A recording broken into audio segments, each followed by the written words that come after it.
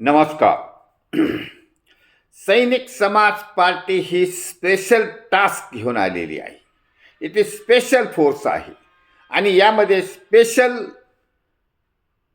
व्यक्ती जोडलेले आहेत. मग ते कुठलेही असो, शेतकरी असो, आम समाजातले असो, पण सुशिक्षित आणि टॅलेंटेड लोकांचा भरणा म्हणजे सैनिक समाज पार्टी आहे. सैनिक समाज पार्टीला कोणीही घाबरावं एवढी सैनिक समाज पार्टीची डेअरिंग आहे, विचारधारा आहे आणि हिंमत पण आहे. त्यामुळे राजकारणामध्ये जे भाग घेणारे लोक असतात त्यांच्यापैकी 90% लोकांवर सैनिक समाज पार्टी ताशेरे ओढत असते आणि 90% लोक भ्रष्टाचारी असतील हे आम्ही ठासून सांगतो. कशासाठी सांगतो की let them come to us, आमच्याकडे येऊन दाखवा तुम्ही भ्रष्टाचारी नाहीत, क्लीन चिट घेऊन जा. असा महाराष्ट्रामध्ये तरी एकही आमदार, खासदार, मंत्री भेटलेला आजपर्यंत नाही आणि येणार पण नाहीत, आम्हाला माहिती आहे.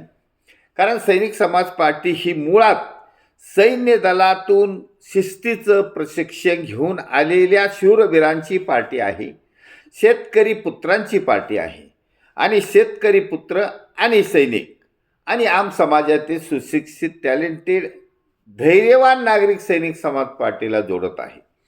सैनिक समाज पार्टीचे व्हिडिओ आणि सैनिक समाज पार्टीचे लेख वाचून खुश होणारे 90% जनता आहे. 13 करोड जनतापैकी 10 करोड जनता ही सैनिक समाज पार्टीच्या आयडिओलॉजीला पसंती पाठवित आहे.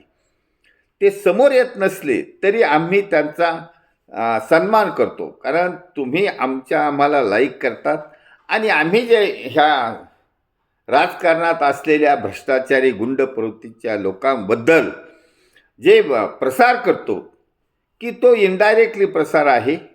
व्यक्तीचं कोणाचं नाव घेत नाही, कारण आम्ही बुद्धिमान पण आहोत, कायदे तज्ज्ञ आहोत, लॉफुल असेंब्ली आहोत. ह्याच्यापुढं ह्या लोकांचं कोणाचं काही चालणार नाही, कारण धैर्य आणि टॅलेंट, बुद्धी, लॉफुल असेंब्ली या भांडवलावर सैनिक समाज पार्टी आम जनतेच्या हृदयामध्ये जागा करून बसली आहे. त्यामुळे आम्ही जे कोणी खट्ट वाजलं तर आम्ही त्याच्यावर लेख लिहितो. मग तो संपूर्ण महाराष्ट्रात कानाकोपऱ्यात कुठेही असो, आमच्यापर्यंत सोशल मीडियाच्या माध्यमातून पोहोचला की आम्ही त्याच्यावर बरोबर प्रतिक्रिया देणार, लेख लिहिणार. आता ते आम्ही काल परवा प्रतिक्रिया ती याच्यावर दिलेली आहे. जनरल नरवणे याच्या एका पुस्तकावर संसदेत बहस झाली. संसदेमध्ये त्याच्यावर चर्चा झाली, काही झाली, काही नाही झाली. नंतर आम्ही शोध घेतला, व्हॉट इज दॅट बुकमध्ये काय आहे वगैरे तो भाग. मग नंतर आम्ही आमचे राष्ट्रीय अध्यक्ष परमार साहेबांना पत्र लिहिलं की whether we have to give any compliments on this issue. तर त्यांनी आम्हाला सांगितलं आहे see watch, wait and watch. तसं या महाराष्ट्रातसुद्धा ज्या ज्या लोकांकडून, मग तो कोणी आमदार, खासदार, मंत्री काही असला, नियमबाह्य काम झालं असेल तर आम्ही त्याला टार्गेट करणार म्हणजे करणार. आता सध्या जे उदाहरण आहे, एका वकील साहेबांचा व्हिडिओ आला. त्यांनी अहिल्यानगरमध्ये ते ज्योती गाडे हिला महापौरपद दिलं, त्याच्यावर त्यांनी सविस्तर अभ्यास केला आणि व्हिडिओ बनवून व्हायरल केला. तो आमच्या व्यासपीठावर आमच्याकडे प्राप्त झाला.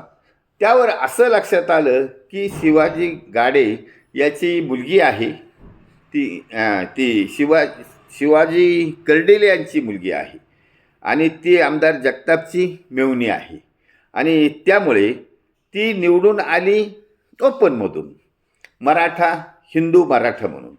पण नंतर ओबीसीचं आरक्षणमध्ये महापौर झाली. आता हे करताना जो आता संग्राम जगतापचा हात असेल, त्याच्यासाठी प्रशासनाने ते नियमबाह्य केलं, चुकीचं केलं. मग आता काय जनता काय म्हणत असेल, त्यांनी चुकीचं केलं, त्यामुळे जनता एकटी पुढे जाणार नाही. पण सैनिक समाज पार्टी त्याच्यावर आवाज उठवणार आहे, जनतेचा संग्रह करणार आहे. जनता 90% सैनिक समाज पार्टीबरोबर येत चाललेली आहे. आम्ही कोणता धिंगाणा आंदोलन काही करणार नाही, परंतु हे बौद्धिक आंदोलन आहे आणि हे बौद्धिक आंदोलन थेट प्रत्येक व्यक्तीच्या, सज्जन व्यक्तीच्या घरापर्यंत, मोबाईलमध्ये, मनात, हृदयात जागा करतं. त्यामुळे सज्जन जनता सैनिक समाज पार्टीवर जोडत चालली आहे आणि सैनिक समाज पार्टी सेनापतीची भूमिका बजावणार आहे. सरदारची भूमिका, छत्रपती शिवाजी महाराजांच्या काळातील सेनापतीची भूमिका आणि सरदारची भूमिका, जसं की तानाजी मालुसरे होते, तुमचे हंबीरराव मोहिते होते, असे जे बाजीप्रभू देशपांडे, हे असे पुढे होणारे शूरवीरांचंच हे रक्त आहे. सैनिक समाज पार्टी कोणाच्याही अंडर प्रेशर जाणारी विचारधारा नाही.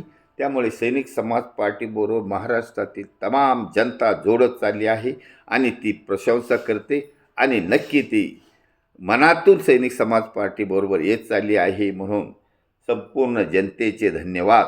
भारत वर्ष की जय. छत्रपती शिवाजी महाराज की जय. सैनिक समाज पार्टीचा विजय असो.